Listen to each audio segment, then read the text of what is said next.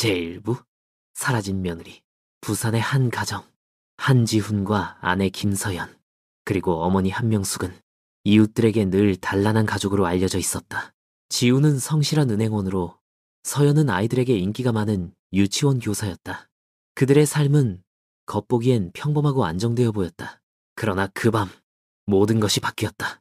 비가 흩날리던 늦은 저녁, 서연은 근무를 마치고 귀가 길에 올랐다.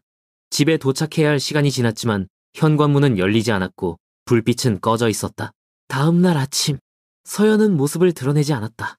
전화를 걸어도 연결되지 않았고 병원과 직장 어디에서도 확인되지 않았다. 가족에게 남겨진 것은 침묵과 공허였다. 사건 초기, 경찰은 단순한 가출 가능성을 검토했다. 하지만 가장 먼저 목소리를 높인 이는 시어머니 한명숙이었다. 그녀는 아들의 앞에서 단호하게 말했다. 서연이 다른 남자와 연애를 하고 있었으며 결국 가정을 버리고 달아났다는 것이다. 그녀의 주장은 너무나 확신에 차 있었기에 지우는 혼란스러우면서도 믿을 수밖에 없었다. 그러나 수사관들의 시선은 달랐다. 그들이 본 것은 서연의 직장 동료와의 평범한 대화 기록, 예정된 학부모 상담 일정, 그리고 남편을 향한 메시지였다. 마지막으로 저장된 문장은 전송되지 못한 채 남아있었다. 단 한 줄, 다음 날 모든 것을 설명하겠다는 내용이었다. 그 메시지는 단순한 흔적이 아니라 서연이 어디론가 사라지기 전까지 미래를 계획하고 있었다는 증거였다. 경찰은 주변을 조사하던 중 아침 우편함에 도착한 봉투 하나를 발견했다. 봉투 안에는 낯선 인물이 촬영한 듯한 사진이 들어있었다. 서연이 다른 남성과 함께 있는 장면이었지만 각도와 배경은 부자연스러웠다. 사진 속 인물의 그림자가 어색하게 겹쳐 있었고 조작의 흔적을 암시했다. 이 사진은 단순한 증거물이 아니었다. 사건을 새로운 국면으로 끌어들이는 도화선이었다. 누구의 손이 이 이미지를 만들어냈는가? 왜 하필 이 시점에 도착했는가? 경찰은 이제 서연의 실종이 단순한 가출이 아니라 치밀하게 설계된 계획의 일부일 가능성을 배제할 수 없게 되었다. 그리고 그 순간부터 가족의 평온한 가면은 서서히 금이 가기 시작했다. 제2부 그림자의 증거. 김서연의 실종 사건은 단순한 가출로 정리되기에는 석연치 않은 점이 많았다. 수사팀은 그녀의 휴대전화를 확보해 메시지 기록을 추적했다. 거기에는 남편 한지훈에게 보낼 예정이었던 문장이 남아있었다. 짧지만 분명한 의지가 담겨 있었다. 다음 날 모든 것을 설명하겠다는 말이었다. 흔히 가출을 결심한 사람의 기록과는 달랐다. 그 한 줄은 서연이 미래를 준비하고 있었다는 신호로 해석되었다. 다음으로 경찰은 근처 도로와 골목의 폐쇄회로 영상을 확보했다. 화질은 흐릿했고 빗줄기 때문에 인물의 형체가 명확하지 않았다. 그러나 서연이 귀가하던 시각, 그녀의 뒤를 일정한 거리를 두고 따라오는 그림자가 포착되었다. 검은 코트를 입은 남성의 윤곽이었다. 신원은 확인되지 않았지만 이는 우발적인 실종보다는 계획된 추적일 가능성을 보여주었다. 목격자 진술도 하나 들어왔다. 인근 편의점 직원은 비 오는 저녁 서연이 우산을 접고 걸어가는 모습을 봤다고 했다. 그리고 몇 분 뒤 같은 방향으로 나아가는 낯선 남성을 기억해냈다. 직원은 얼굴을 또렷하게 떠올리진 못했지만 키와 체형은 뚜렷이 달랐다. 그 진술은 흐릿한 영상과 맞물리며 하나의 퍼즐 조각처럼 작용했다. 수사관들은 이제 사건이 우연이 아니라 누군가의 설계 아래 진행되고 있다는 가설을 세웠다. 단순한 부재가 아닌 특정 의도를 가진 개입이 존재한다는 것이다. 사진, 메시지, 영상, 목격담, 모든 조각이 한 방향을 가리켰다. 누군가가 이 가정을 무너뜨리려는 듯 치밀하게 그림을 그려놓고 있었다. 그러나 의문은 또 다른 문을 열었다. 서연과 관련 없는 흔적이 금융계좌에서 발견된 것이다. 수사팀은 가족의 금융기록을 검토하던 중 한명숙의 계좌에서 일정 금액이 외부로 송금된 사실을 확인했다. 수신인은 알려지지 않았고 사용처도 불분명했다. 시점은 서연이 실종되기 불과 며칠 전이었다. 사건은 이제 다른 국면으로 접어들었다. 실종의 배경에는 단순한 이탈이나 외도설이 아니라 돈과 이해관계가 얽힌 복잡한 움직임이 자리하고 있었다.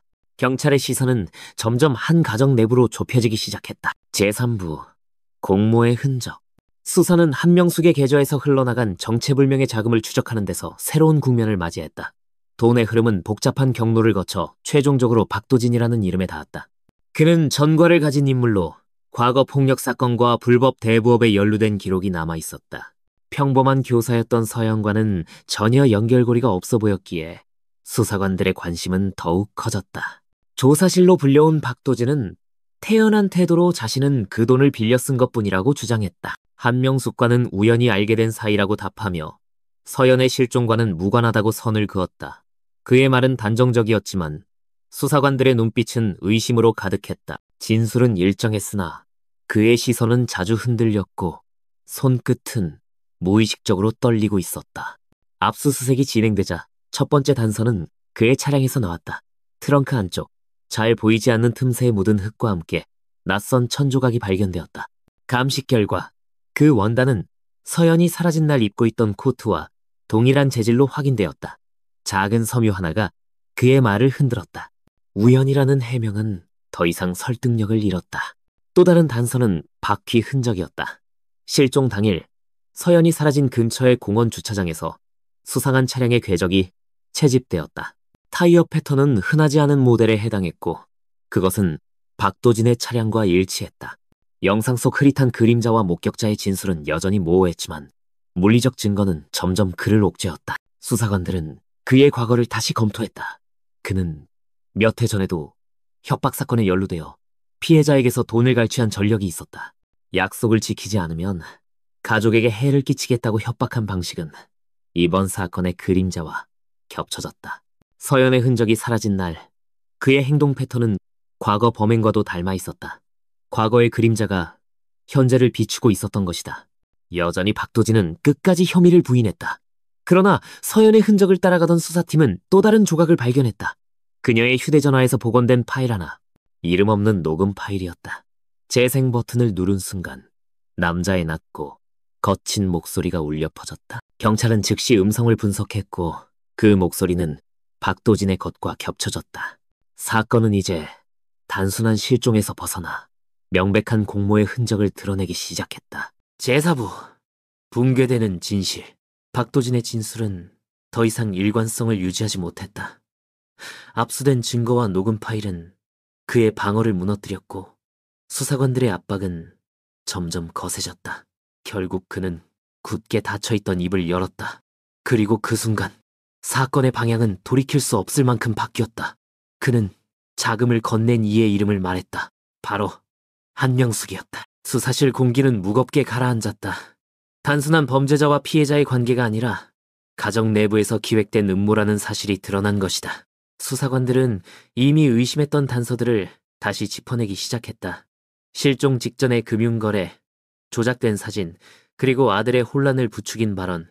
모든 퍼즐 조각은 한명숙이라는 인물을 중심으로 맞춰졌다. 한지우는 같은 자리에 앉아 있었고 어머니의 이름이 거론되자 얼굴이 굳어졌다. 그에게 이 사건은 낯선 범죄가 아니라 가정을 파괴하는 균열로 다가왔다. 그는 도저히 믿기 힘든 듯 어머니를 바라보았지만 수사관들의 설명은 명확했다. 계획은 치밀했다. 먼저 서연이 외도를 한다는 가짜 증거를 만들고 이어서 사라지도록 도진을 고용했다. 이후 남편에게 아내가 가정을 버렸다는 믿음을 주입해 사건을 개인적인 문제로 마무리하려는 흐름이었다. 증거의 나열은 단순한 추론이 아니었다. 금융거래 기록과 증언, 그리고 범행 도구들이 하나의 연쇄고리처럼 이어져 있었다. 조용히 듣고 있던 한명숙은 처음에는 아무런 반응을 보이지 않았다. 수사관이 계획의 세부를 설명하고 도진이 직접 그녀의 이름을 거듭 언급하자 마침내 시선을 들었다. 그리고 단 한 문장으로 자신의 입장을 드러냈다. 나는 단지 아들을 내 곁에 두고 싶었을 뿐이다. 그 목소리는 떨림이 없었고 후회도 담겨있지 않았다. 마치 오래전부터 정해진 대사를 읊조리듯 차가웠다. 그 순간 수사실 안에 있던 모든 사람은 진실이 무너지는 소리를 들은 듯했다. 제오부 잔혹한 결말. 법정은 차갑고 엄숙했다. 방청석에는 언론과 시민, 그리고 희생자의 지인들이 자리를 메웠다. 사건의 전모가 드러난 이후 재판부는 긴 심리를 거쳐 판결을 선고했다. 박도진에게는 사형이, 한명숙에게는 무기징역이 내려졌다. 박도진은 마지막 순간까지 억울함을 주장했지만 녹음 파일과 차량 흔적, 그리고 금융기록은 그를 벗어날 수 없는 함정에 가두었다. 그의 범행 방식은 과거 전력과도 일치했고 법정에서 변명의 여지는 남지 않았다. 사형 선고는 그의 범죄가 얼마나 잔혹했는지를 사회적으로 확인하는 절차에 가까웠다. 한명숙은 달랐다. 그녀의 입에서 나온 짧은 문장 하나가 모든 이들의 기억에 남았다. 아들을 곁에 두기 위해 선택한 방법이었다는 고백. 그 말은 판결을 내리는 순간조차 후회의 빛을 담지 않았다. 그녀가 원했던 것은 가정의 주도권과 아들의 절대적인 충성이었고, 이를 위해 며느리의 존재는 제거해야 할 걸림돌로 변했다. 남편과 아내 사이의 갈등에서 출발한 사건은 결국 모성의 이름을 빌린 집착으로 귀결되었다. 한지우는 판결을 듣는 동안 눈을 감고 고개를 떨구었다.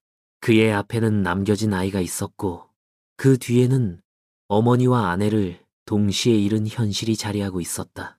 수사와 재판을 통해 드러난 사실은 단순히 범죄의 전모가 아니었다. 가족이라는 울타리 속에서도 욕망과 집착이 뒤엉킬 때 가장 가까운 관계가 가장 위험한 칼날로 변할 수 있다는 경고였다. 이제 사건은 종결되었다. 법정은 정의를 세웠고 범인은 처벌을 받았다. 그러나 남겨진 질문 하나가 여전히 무겁게 가슴에 남았다. 과연 모성이라는 이름이 인간의 양심마저 가릴 수 있는가?